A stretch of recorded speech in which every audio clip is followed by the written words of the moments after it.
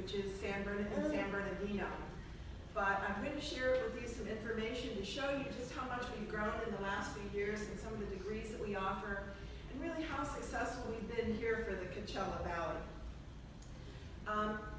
We are celebrating our 30th anniversary, believe it or not. We started with very, very humble beginnings. We started on the campus of the College of the Desert in Portables, which you see up here on the top.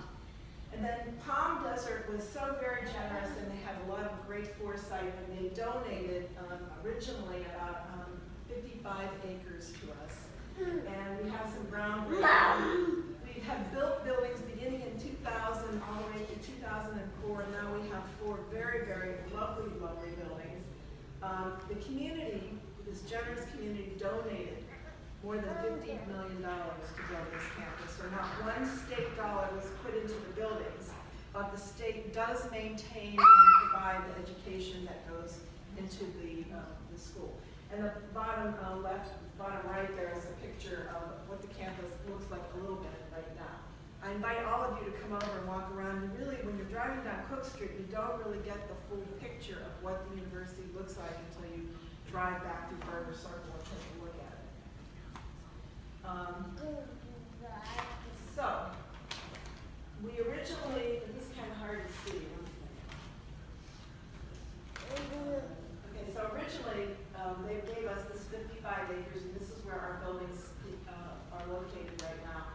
This is where there are 2 UC buildings, and we are not part of the UC system. We are a separate system, California State University system. The UC has 2 buildings right here. They do not offer any programs right now. They have intended to offer some business programs, but they were not that successful in recruiting students. So currently they do some extension learning, and we are renting space in one of their buildings because we've grown now and need some of the space that they have. So we're using that. Just recently, Palm Desert has given us an additional 114 acres. It's right here. And we've been busy designing a plan, a master plan for how we're going to build out to serve this community. There's also some land that's been set aside for a fire station so that it's right on the property as well. So you can see we have quite a lot of area to build. They actually, this is all sand, they call it Sharon's sandbox. So it's up to me to get some buildings built there. There's going to be a video, but I can skip that. I'd like to just give you some statistics about our campus. Right now we have the largest entry class that we've had in history. We're currently serving 1,400 students. We have the capacity with the 4 buildings that we have to serve 3,000 students. So we will be building on that number. And since I've been here for 2.5 years, we've grown 60%. We started with an entering class of 106, and this year we admitted 160 freshmen and nearly 300 transfer students. So almost 500 new students on the campus this fall. When I came to the campus, it was pretty much what you would expect for a commuting campus. The students came there to take class, and they left. But that's not all that's involved in a university experience. Having a student life program and growing personally as well as academically is also a major goal of the university. So in the last 2 years, we've really put a big emphasis on developing the socially responsible self. And I have put a big emphasis on community service. In fact, I've challenged our students to give back 16,000 hours of community service this year. Last year, I challenged them to 15,000, and they actually logged in 13,900. But I know they did more than that. Some of the students just did not register their hours. So I'm sure we're going to make our 16,000 this year. I think some of the interesting statistics about our campus is really about how we've grown. The top figures are our transfer students. So most of them come, about 70–80% of them come from College of the Desert. So these are the numbers over the last 2.5, 3, 4 years. And these are the numbers that we have currently.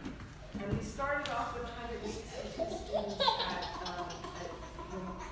when the quarter started, but we lost a few at census, either because they decided to go to San Bernardino or they decided to pursue their education. So you can see it's about 60% growth. But I think what's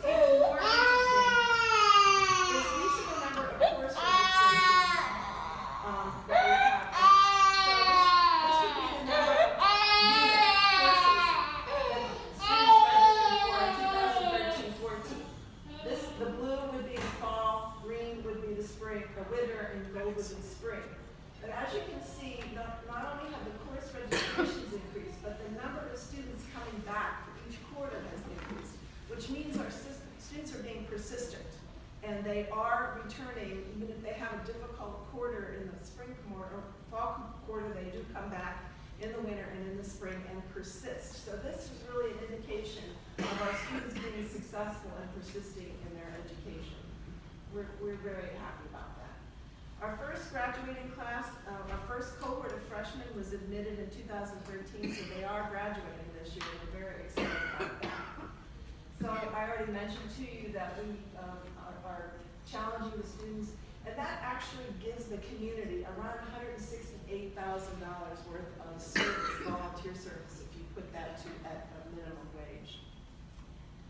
I think the other thing that we're very, very proud of is, and I know that this sounds like a very low number, but 26% of our students are graduating in 4 years. The rest of the CSU, all the other California State University system schools, their average is 12%. So while 26 might not seem like a big number, compared to the rest of the CSU, this is a very, very good number. And I think what's going to happen next year is we're going to have about a 70 to 75% graduation rate in 5 years, and that's phenomenal. There isn't another school in the system that has that kind of a graduation rate.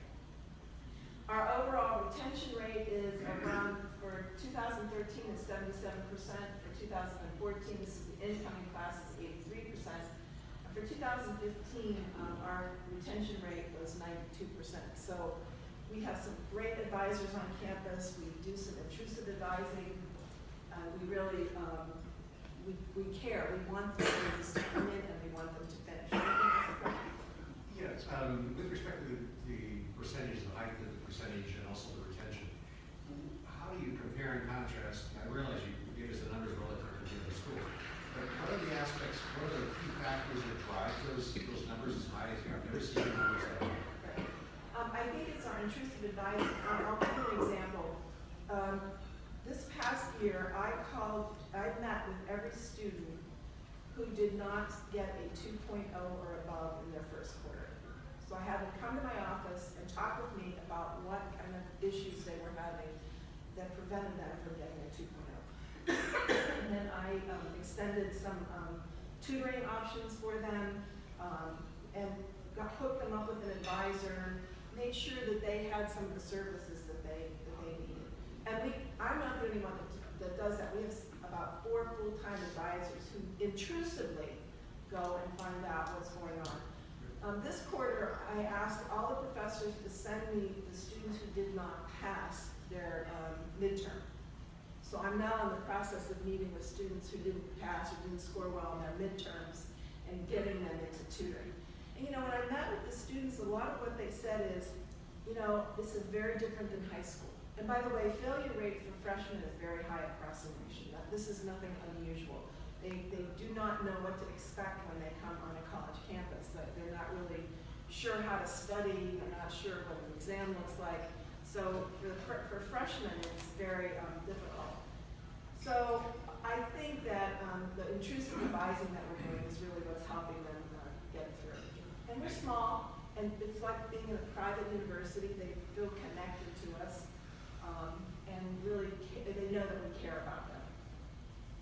So I mentioned that we have this land that we're going to build out on. So this year we've been doing what's called a master plan. I'm going to show you a picture, a couple of pictures of what that's going to look like. It's going to add this amount of gross square feet, 1,730 square feet.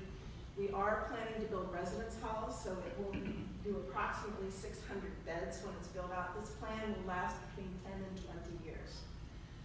We are pursuing some new majors. We currently offer 40 different majors. We have bachelor's degrees, master's degrees, credential programs, and a doctorate in educational leadership. And in 2018, we believe we'll be offering a doctorate in nursing practice. So really moving on. Now our graduates have a huge impact in the Coachella Valley, and I'll talk a little bit more about this. But this is what our campus will look like in the future. And if I can show you, so this is these are the buildings that already exist. These 4 buildings right here. And this is the UC. There's 2 buildings there in the UC. And our residence halls will be right here. 2 of them here, and then some graduate residence halls, married housing here. These are covered parking spaces, and you'll see we also have room for athletic fields. But also what you'll notice is this campus will serve 8,000 students, 8,000 to 10,000 students. But it's not built out entirely. We still have all this land that we have not planned for, so we could even at some point in time build even more buildings and serve more students. When the architect put together this plan, they looked at sun and wind patterns so that they build it, so if it looks like it's a corridor and it looks like they're all squished together, they are. Because it gets very hot here, and for our students, we try to find the most economical or quickest way for them to get between buildings because it's very, very warm. We also, in our planning, have created a plaza effect so that with a lot of greens in the plaza, because the greenery does tend to keep the temperatures down. We also have some cooling towers planned to put in there where the water comes through this cooling tower and puts up, it's almost like misters, keeps the plaza cool. This is our clock tower. We already have a donor donated, lined up to build a clock tower.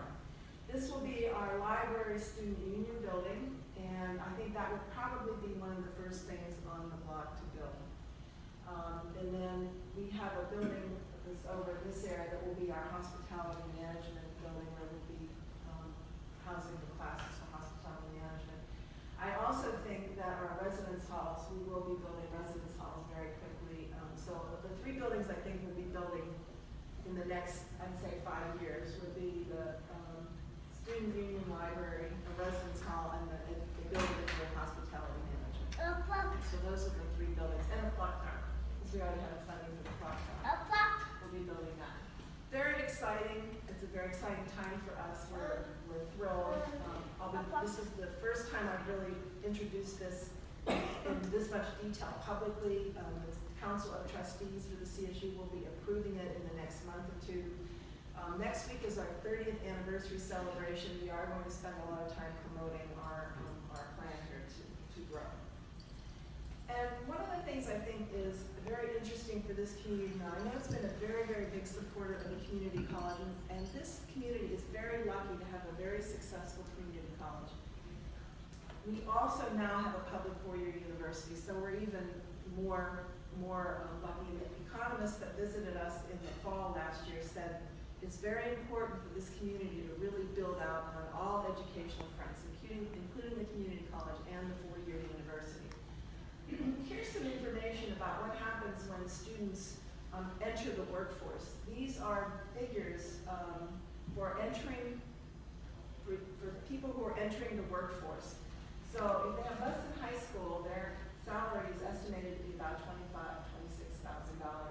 If they are a high school graduate, they're about $35,000. For an associate's degree, it's about $41,000.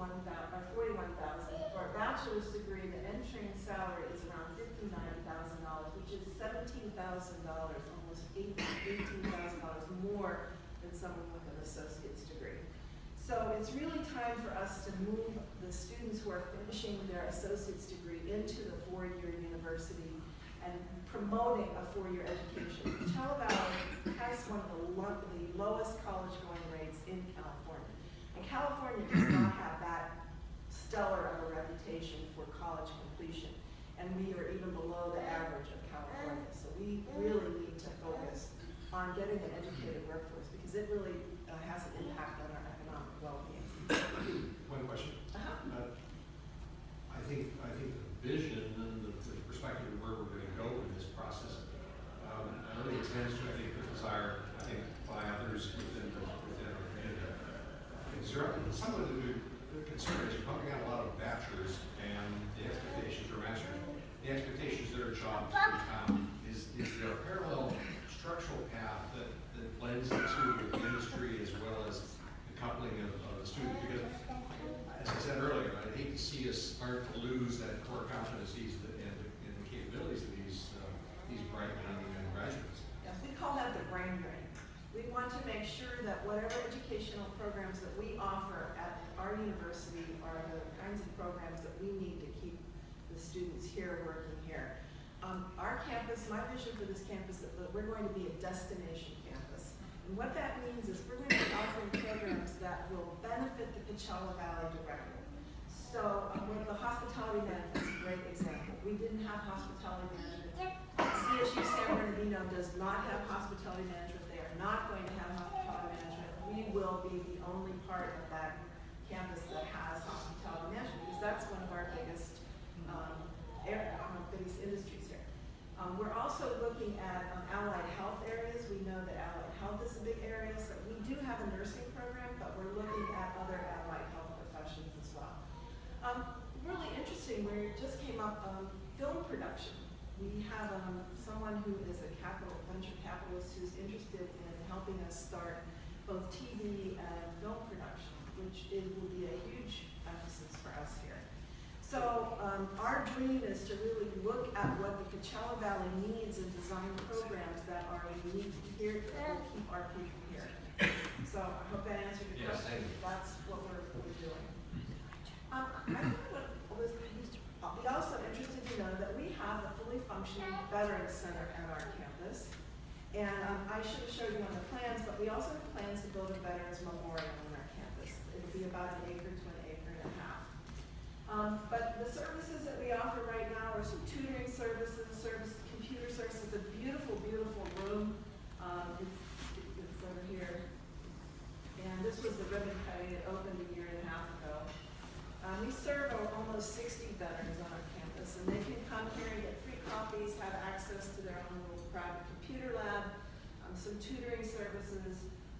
We think they're very special, and so we do treat them very specially. The center is open 9 a.m. to 5 a.m. 5 p.m. Monday through Friday. And most excitedly, we have just gotten 2 very large donations that we're starting a neurofeedback center for our veterans. And this is to help them through PTSD and other things that they might be experiencing. And neurofeedback is this, I don't know how to explain it, but you put this thing on your head and your brain makes the computer do things. It's almost like a game. And it's how you can concentrate and how you can relax, and then how you can also put your attention and pay a lot of attention to something. And it actually retrains your brain. And there's some really great research out there about how effective this is. So we are now offering it on our campus to our veterans, and we're also offering it as a fee for service for others who would like to do it. Kids with ADHD, those kinds of things, it really seems to work, helping their brain learn how to refocus. So we are offering this service free for our veterans. And we also, John talked a little bit about the OSHA program, and that is our OLLI program, and it's an education for individuals that are 50 years and older. Believe it or not, we have over 900 people participating in our OSHA program right now. So this is a campus not only, for kids right out of college. This is a program, our university stands to serve people who have been out of school for a long time. The beauty about this program is there are no tests. And you can pick what classes you want. So I brought catalogs for you so you can see what the kinds of classes, but I'll just read some. The Big Short, what really happened. The Art of Elegant RMS Queen Mary. It's Your Health, Get the Best Care. Archaeological digs, they really are fun. International cinema, an introduction. Can documentary film change your mind? So lots of very, very interesting classes. I brought enough catalogs for all of you. We offer, just like the university, we have a fall, winter, and spring program, different courses offered. So I hope you'll take a look at this. We also just had a trip to the Nixon Library, and it was offered for our OSHA, and Colonel Brannon, who served under Nixon, was the lead. He's a very prominent member of our OSHA program, and he did the tour. It was amazing. We have another one coming up if you're interested. So get involved. Come in, check out our courses, and we'd love to have you on campus. If you'd love to mingle with our students, we're trying to find ways for this population to also interact with our students while they're on campus. And we also have a group called the Associates, and the Associates are an auxiliary that raise scholarship funds for our kids. They've donated over $100,000 now for scholarships for our students. They have a monthly lecture series, which is free. I think there's the fee is between $100 and $150 to join the associates, but all that money goes for scholarships. And then you are entitled to come to a lecture series for free where they offer hors d'oeuvres and drinks. And Cody's our mascot, Cody Coyote, and he makes an appearance regularly on our campus. So that's what I wanted to share with you about this wonderful campus in the desert. It's going to become our destination campus. We would love to have you come and visit and be part of it. And I don't know if you have any questions.